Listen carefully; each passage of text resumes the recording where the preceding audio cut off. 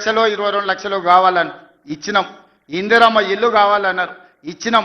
అక్కడ అభివృద్ధి ఏం కావాలన్నో చేస్తామని చెప్పినాం.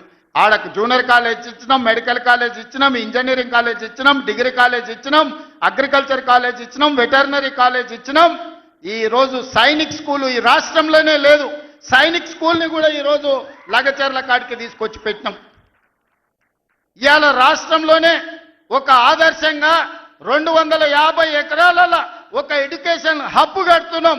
ఈరోజు మేం పోయి ఆ ఊరికో ఈ ఊరికో ఆ పట్టణానికో పోయి చదువుకున్నాడు కాదు, తెలంగాణ రాష్ట్రంలో నలుమూలల నుంచి కొడంగల్కి వచ్చి చదువుకునేటట్టు ఒక ఎడ్యుకేషన్ హబ్బే ఈరోజు కొడంగల్ కడుతున్నాం.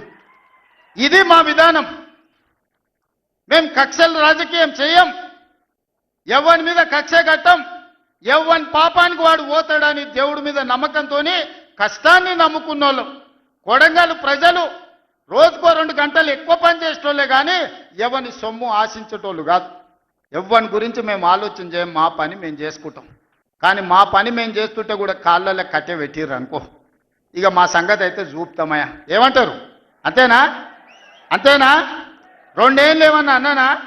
ఆయన మన బయటకు వచ్చి ఇక చూస్తా, తోలు తీస్తా, తాట తీస్తా, ఇక నీ సంగతి చెప్తా అన్నాడు. రా బిడ్డ రా రా, రెడీగా ఉన్నారా? ఇక అందుకే కొడంగల్ నుంచే చెప్తాం నీకు అని చెప్పి 3 రోజుల నుంచి మాట్లాడలేదు. ఇవాళ మాట్లాడుతున్నా. ఆయన కొడుకు చెప్తున్నాడు, మైకు ముందరికి వస్తలేడు, ఆయన దాచుకున్నాడు అని. నీ ముఖం ఎప్పుడైనా చూసుకున్నావులా అద్దంలా? పేడమూతి బోడిలింగం, నువ్వు కూడా నా గురించి మాట్లాడతావా? నీవెంత, నీ స్థాయి ఎంత? అయ్య పేరు చెప్పి బతికటోనివి నువ్వు, ఆంధ్రలో గుంటూరులో గుడివారిలో చదువుకున్న నువ్వు, నీకేం తెలుసు తెలంగాణ గురించి, మా పౌరుషం గురించి? నువ్వు కాదు, మొత్తం నీ జాతినంతా తెచ్చుకో. ఎట్లా తెచ్చుకుంటావు? ఏడికి రావాలనో చెప్పు. మా ఊరు అన్నారా, మేమన్నా మీ ఊరికి వస్తాం. ఎవడు భయపడుతుండో సంగతి తేలుస్తా. వెనకటికోసారి చెప్పిన గిట్లనే గజ్వేల్కి వచ్చి చూడు అని చెప్పిన, గజ్వేల్కి వస్తా బిడ్డ, నీ నెత్తి మీద కాలు పెట్టి తొక్కుతా అని.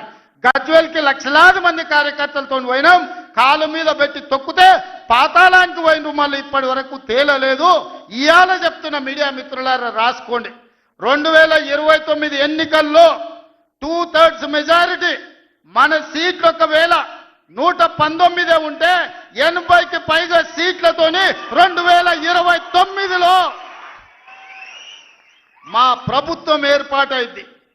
ఒకవేళ 153 సీట్లయితే 100 పైగా సీట్లతోని 2/3 మెజార్టీతోని తెలంగాణలో రెండోసారి కాంగ్రెస్ ప్రభుత్వాన్ని తెస్తాం. ఇది మా సవాల్. చంద్రశేఖరరావు గారు, తారక రామారావు గారు, హరీష్ రావు గారు, దయాకర్ రావు గారు, ఇట్లా చెప్పుకుంటూ పోతే వినోదరావు గారు, కుక్కట్పల్లి కృష్ణారావు గారు, రాసి పెట్టుకో.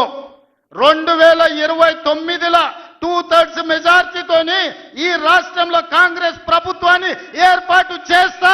ఇదే నా సవాల్. శాతనైతే కాసుకో బిడ్డ. నీ రాజకీయం ఏందో నేను చూస్తా. నేను రాజకీయం చేసినంత కాలం ఈ కల్వకుంట చూసేటోళ్ళు కాలకుంట విషం లాంటి కేసీఆర్ కుటుంబాన్ని అధికారులకు రానివ్వను. ఇదే నా శపథం. ఇదే నా శపథం. కొడంగల్ బిడ్డగా ఈ గడ్డ మీద నుంచి నేను శపథం చేస్తున్నా.